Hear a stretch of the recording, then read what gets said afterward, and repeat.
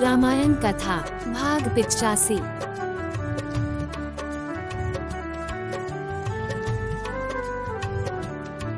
श्रीमद् गोस्वामी तुलसीदास जी द्वारा लिखित श्री रामचरितमानस। लंका कांड। लंका की चोटी पर एक महल था जहाँ पर नाच गान का अखाड़ा जमता था। रावण वहाँ जाकर बैठ गया। अनेक यंत्र बज रहे थे, अप्सराएं नाच रही थी। वह निरंतर सैकड़ों इंद्रों के समान भोग विलास करता रहता है, इसीलिए श्री राम जी के सरीखा शत्रु उसके द्वार पर खड़ा है। फिर भी न तो उसको किसी बात का डर है और न ही कोई चिंता। दूसरी ओर रघुनाथ जी सुबेल पर्वत पर एक विषम जगह देखकर अपनी सारी सेना को लेकर ठहरे हैं।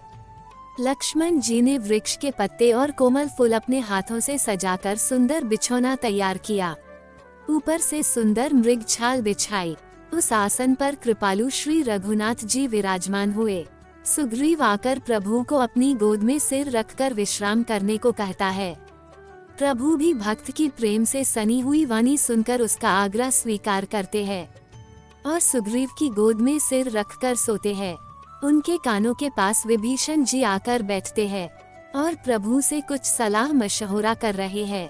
परम भाग्यशाली अंगद और हनुमान प्रभु के चरण कमलों को दबा रहे हैं। लक्ष्मण जी कमर में तरकश कसे और हाथों में धनुष बाण लिए वीर आसन में प्रभु के पीछे ही विराजमान है।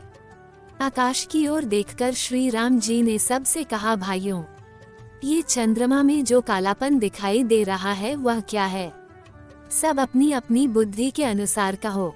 तब प्रथम सुग्रीव ने कहा, चंद्रमा में पृथ्वी की छाया दिखाई दे रही है। तो किसी ने कहा, चंद्रमा को राहु ने मारा था, उसी चोट का निशान दिख रहा है। तो कोई कहता है कि जब ब्रह्मदेव ने कामदेव की पत्नी रति का मुख बनाया तो चंद्रमा का सारा भाग निकाल लिया। उससे रति तो सुंदर हो गई परंतु चंद्रमा में छेद हो गया। जो छेद चंद्रमा के हृदय में है, जिसकी वजह से आकाश की काली छाया उस पर पड़ रही है, इसीलिए काला दिख रहा है। तब प्रभु श्री राम जी ने कहा कि विष चंद्रमा का बहुत प्यारा भाई है, इसीलिए उसने विष को अपने हृदय में स्थान दिया है।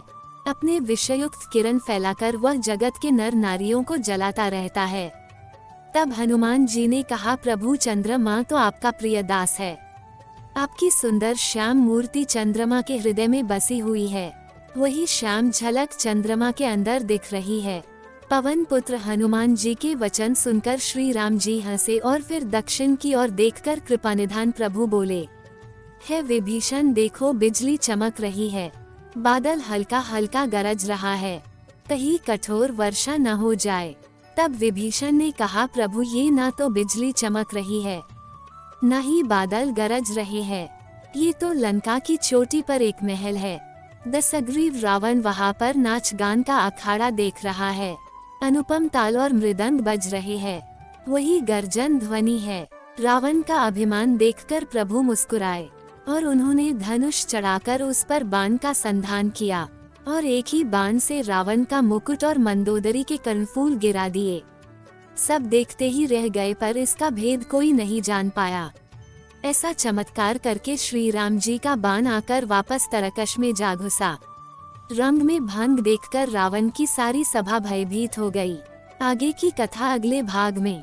जय श्री राम। दोस्तों, हमने भगवान श्री राम की लीलाओं को सरल भाषा में समझाने की एक तुच्छ कोशिश की है। आपको हमारी कोशिश अच्छी लगी हो तो वीडियो को लाइक कीजिए और चैनल को सब्सक्राइब कीजिए। कमेंट में जय श्री राम लिखिए।